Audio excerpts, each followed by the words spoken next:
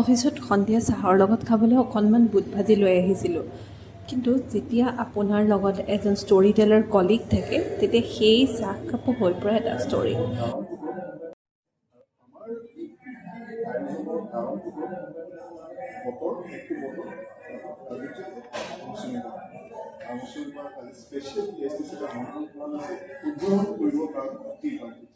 আৰু এই যি মছলা পাতি দেখিছে, অকণমান স্প্ৰাউটছ দেখিছে, এই বটলটো টুকীয়া কৰি আনিছে কলাক্ষী গোস্বামী।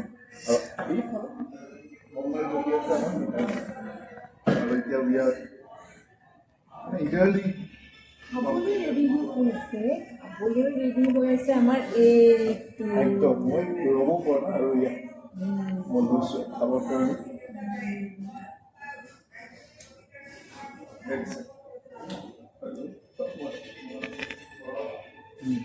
ৰিয়েকশ্যনটো এইফালে দি দিয়া।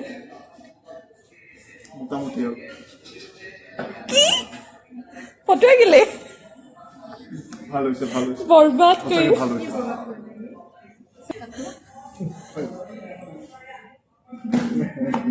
আমচুম বাইদেউ তুমি খোৱা। তাৰপিছত ৰাখিম ন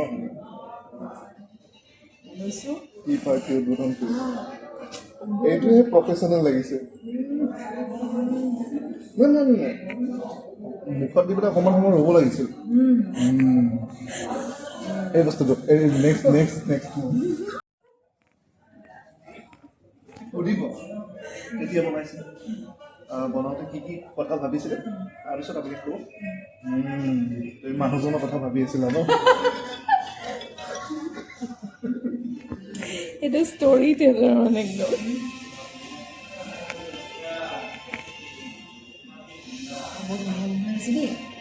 কি কি দিছা? এই বেলেগ একো নাই, অকল আদা নহৰু আৰু জলকীয়া।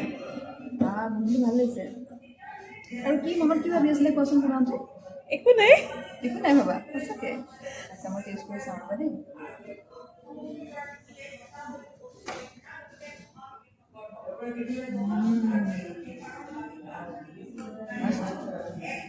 বনাওঁতে মানুহজনৰ কথা ভাবি আছিলা ন?